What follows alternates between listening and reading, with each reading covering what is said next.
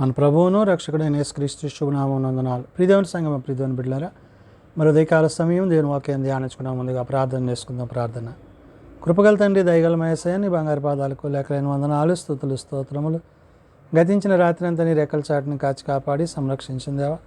మరి ఉదయకాల సమయం సజ్జ లెక్కను చేరి ప్రార్థించుండగా వాక్యమైనదడు వాక్యంతో నాతో మాతో మాట్లాడి మీరే మహిమ ఘనత ప్రభావాలు పొందమని యేసునామమున నడుచున్నాం తండ్రి, ఆమేన్. ప్రియదేవుని సంగమ, ప్రియదేవుని బిడ్డలారా, నేడు దినముకు ఏర్పాటు చేసిన దేవుని వాక్య భాగము అపోస్తలుడైన పౌలు కొరింథీయులకు రాసిన 2వ పత్రిక 6వ అధ్యాయము 11 నుండి 15 వచనములు ఈ విధంగా రాయబడినవి.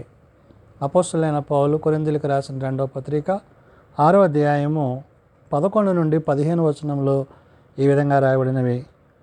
ఓ కొరింథీయులారా, అరమర లేకుండా మీతో మాట్లాడుచున్నాను. మా హృదయము విశాలపరచబడి ఉన్నది.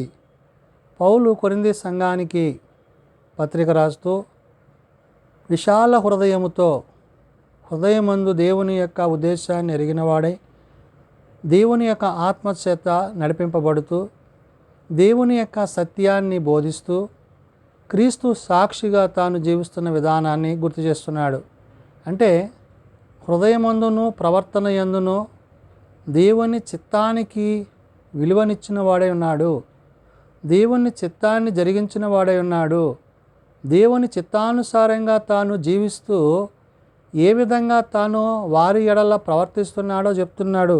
అంటే అవి దేవుని యొక్క, అంటే ఏ విషయంలోనూ అభ్యంతరములు కలగకుండా చూసుకునే విషయంలో, పరిచర్య విషయంలో, సహవాస విషయంలో, సంఘం పట్ల, ఇతరుల పట్ల వారు పరిచర్య చేస్తున్నప్పుడు వారి ప్రవర్తన బాహ్యమందే కానీ అంతరంగమందే కానీ అది దేవుని యొక్క చిత్తానికి మహిమ తెచ్చేదిగా ఉండాలి అనే విషయాన్ని పౌలు గుర్తు చేశాడు. కాబట్టి ఇక్కడ అంటున్నాడు, ఓ కొరింథీయులారా, అరమర లేకుండా మీతో మాట్లాడుతున్నాను అంటున్నాడు. అంటే వారి యొక్క ప్రతి అవసరతల్లో, వారి కష్టాల్లో, ఇరుకుల్లో, ఇబ్బందుల్లో తాను వారికి సహకారిగా ఉంటూ అన్ని విషయాల్లో వారిని ధైర్యపరుస్తూ ముందుకు నడిపిస్తున్న విధానాన్ని పౌలు గుర్తు చేశాడు.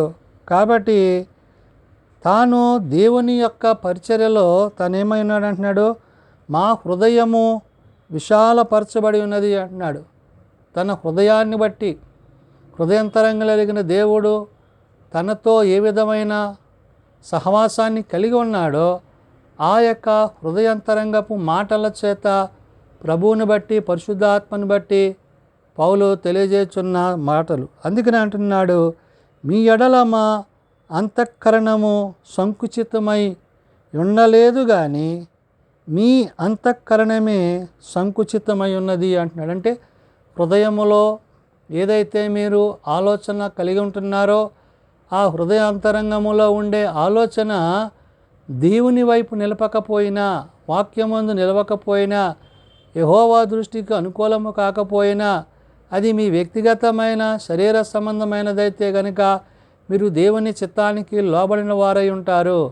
ఎప్పుడైతే మీరు దేవునికి లోబడతారో దేవుడు మీ ప్రతి అవసరతను తీర్చువాడై ఉన్నాడు. కాబట్టి తాను చేయను ఉద్దేశించున్నది ఏదైతే మానవుడు చేయను ఉద్దేశిస్తున్నాడో ఆ చేయను ఉద్దేశించే దాని విషయంలో హృదయమందు దేవుని వాక్యము తెలియజేసినట్లుగా ఆ వాక్యానుసారమైన స్థితిని కలిగి ఉండాలనే విషయాన్ని పౌలు గుర్తు చేశాడు.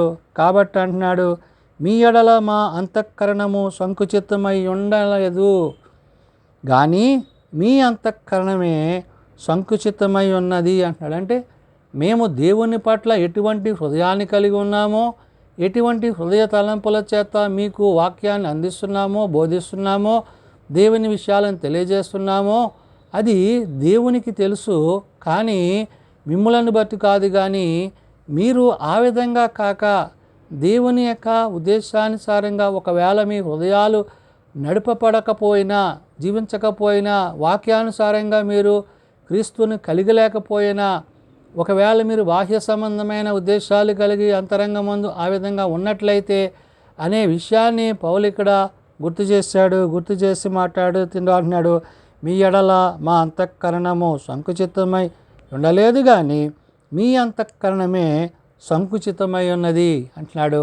కాబట్టి మీరు ఏదైతే ఉద్దేశిస్తున్నారో, ఏదైతే ఆలోచిస్తున్నారో, మీ హృదయంలో ఏదైతే ఆలోచనలు తలంపులు ఉన్నావో వాటి నుంచి, వాటి యొక్క భావాల నుంచి పౌలు ఇక్కడ ఈ మాటను చెప్తున్నాడు.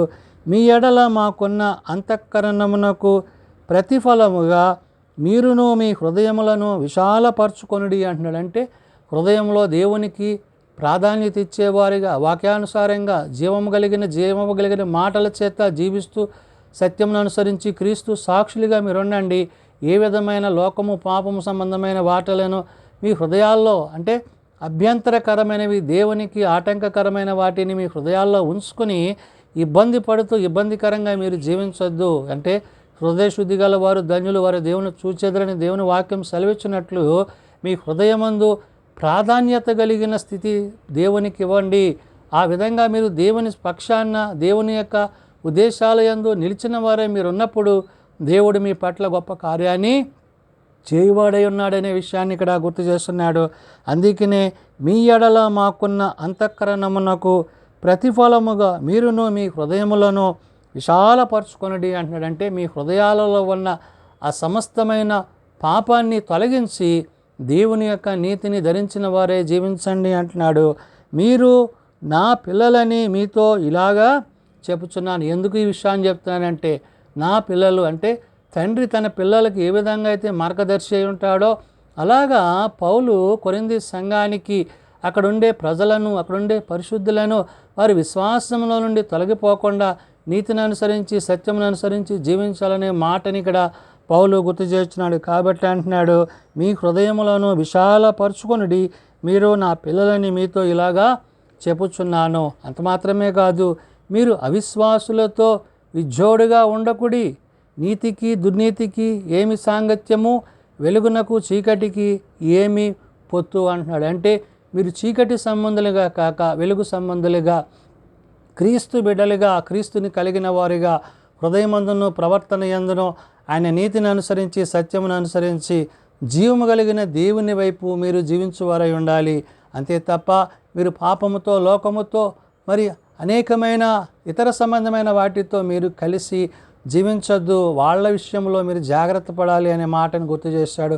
అందుకని అంటున్నాడు, మీరు అవిశ్వాసులతో విజ్జోడిగా ఉండకూడదు అన్నాడు. విశ్వాసం లేని వారితో మీ యొక్క విశ్వాసాన్ని పోగొట్టుకొనక, వాళ్ళు ఎలాగైతే విశ్వసించలేదు కాబట్టి అటువంటి వ్యక్తులతో, అటువంటి మనుషులతో మీ యొక్క పరిచర్య ప్రయాణం ఉండకూడదు. మీరు ఏదైతే విశ్వసించారో, ఏదైతే దేవుని యొద్ద నుండి మీరు తెలుసుకున్నారో, నేర్చుకున్నారో దాని యందు మీరు జీవించండి అని చెప్తున్నాడు. కాబట్టి నీతితో దుర్నీతికి ఏమీ సాంగత్యము అంటున్నాడు. నీవు దేవునిని హృదయమందు చేర్చుకున్నప్పుడు, ఆ వాక్యము నీ శరీరధారిగా నువ్వు ఉన్నప్పుడు, ఆయన శరీరధారిగా వచ్చిన ప్రభు నీలో జీవించినప్పుడు నీ హృదయమందు పాపమునకును మరి ఇతరమైన వాటికి నీ చోటు ఇవ్వకూడదనే విషయాన్ని పౌలు గుర్తు చేశాడు. కాబట్టి ఇక్కడ అంటున్నాడు, నీతికి దుర్నీతికి ఏమి సాంగత్యము, వెలుగునకు చీకటికి ఏమి పొత్తు అంటున్నాడు. నువ్వు లోకమునకు వెలుగై ఉన్నావు కాబట్టి నువ్వు వెలుగు సంబంధంగా ఉండాలి. చీకటి సంబంధిగా, అపవాది సంబంధంగా, నాశనపుత్రుడిగా నీవు ఉండకూడదనే విషయాన్ని పౌలు గుర్తు చేశాడు. కాబట్టి క్రీస్తునకును బెయ్యేలుతో ఏమి సంబంధము, అవిశ్వాసితో విశ్వాసికి పాలెక్కడిది అంటున్నాడు. అంటే నువ్వు విశ్వాసిగా ఉండి కానీ అవిశ్వాసిగా ఉండకు. ఏ వాక్యమైతే నిన్ను జీవింపజేస్తుందో ఆ జీవము కలిగిన దేవుని మాటను బట్టి, వాక్యాన్ని బట్టి నువ్వు జీవించాలి తప్ప జీవవాక్యమును విడిచిన వాడవై లోకముతో, పాపముతో, మరి ఇతరమైన వాటిని నీ హృదయంలో చేర్చుకున్నట్లయితే నీవు అంతఃకరణ శుద్ధి లేని వాడివిగా పాపమునకు లోనైన వాడవై ఉంటావు. కాబట్టి నీ హృదయమందును ప్రవర్తన యందును క్రీస్తుని కలిగి, క్రీస్తు యొక్క మాటలు కలిగి, ఆత్మీయంగా, ఆధ్యాత్మికంగా దేవుని యొక్క చిత్తాన్ని జరిగిస్తూ, దేవుడు నీకు అప్పజెప్పిన బాధ్యతను బట్టి, ఆయన నీ కొరకు ప్రాణం పెట్టి ఆయన మరణించి తిరిగి లేచాడు కాబట్టి నీవు ఆయన యందు నీ హృదయాన్ని నిలిపినట్లయితే నీ ఎడల ఆయన చూపు ప్రేమను బట్టి నీవు అటు రీతిగా జీవించువాడవై ఉంటామని ఈ ఉదయకాల సమయమున పౌలు తన సంఘాన్ని, కొరింథీ సంఘానికి ఈ పత్రిక రాసి ధైర్యపరుస్తున్నాడు. కాబట్టి మనమును ప్రభువును బట్టి, పరిశుద్ధాత్మను బట్టి, ఆయన ఇచ్చే నిత్యత్వాన్ని బట్టి ఎదురు చూస్తూ, కనిపెడుతూ ఆయన రాకడకు తగిన సిద్ధపాటు కలిగిన వారమై ఉండాలని ఉదయకాలమైన పౌలు తెలియజేసిన మాటలు. ప్రార్థన చేసుకుందాం.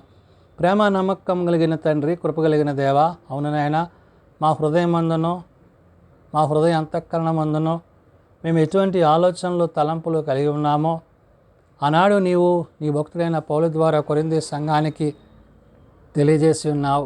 కాబట్టి నాయన హృదయమందును ప్రవర్తన యందును మేము నీ సన్నిధిని నీ సత్యాన్ని ఎరిగి నీ వాక్యాన్ని ఎరిగి నీ యందు జీవించువారమై ఉండాలని, అటు రీతిగా జీవించినప్పుడు ప్రభా నీ కృపను పొందిన వారమే నీ యందు నిత్యరాజ్యంలో చేరువారమై ఉంటాము. ఒకవేళ నాయన మా హృదయమందును ప్రవర్తన యందును నేను విడిచిన వారమై లోకముతో పాపముతో చీకటితో జీవించిన వారమైతే అయా మరణమునకు పాత్రలమవుతాం. కాబట్టి నాయన అటు రీతిగా మేము పాపములో పడక నీతిని అనుసరించి నిత్యత్వంలో ప్రవేశించగలిగిన కృపను స్థితిని మీరు మా కొరకు ఇచ్చారు. మా కొరకు నాయన మా పాపముల నిమిత్తము మమ్మల్ని వినిపించడానికి తండ్రి నీ కుమారుని లోకానికి పంపించి ఉన్నావు. నీ కుమారుడైన క్రీస్తు ద్వారా నేడు మేము రక్షింపబడి విశ్వాసంలో కట్టబడి నీతి న్యాయములు జరిగించు నీ దివ్యమైన చిత్త ప్రకారం ఏలుటకు మీ కృపను మాకు ఇచ్చినందుకే వందనాలు. కాబట్టి నాయన నీ మాటను బట్టి నీ ఉద్దేశాన్ని బట్టి జీవిస్తూ నీతో యుగయుగాలు జీవించగలిగిన కృప మా అందరికీ దయచేయండి. చిన్న బిడ్డలు, యవనులు, పెద్దలు, వృద్ధులు ప్రతి వారిని వారి వారి తరగతుల చొప్పున ఆశీర్వదించి దీవించండి. జన్మదినాలు, వివాహ దినాలు, కుడికల కుటుంబాలు ప్రత్యేకపరచండి. ఏ ఒక్కరూ నశించక అంతటా అందరూ మారు మనసు కలిగి పాపక్షమాపణ కలిగి నీ నిత్యరాజ్యంలో చేరగలిగిన స్థితి మా అందరికీ దయచేయమని, ఇదైన పరిచయంలో సేవలో నీ సన్నిధి నీ తోడ్పాటు మా అందరికీ దయచేయమని, మహిమ ఘనత ప్రభావాలు మీరే పొందుకొనమని యేసునామం నడుచున్నాం తండ్రి, ఆమెన్.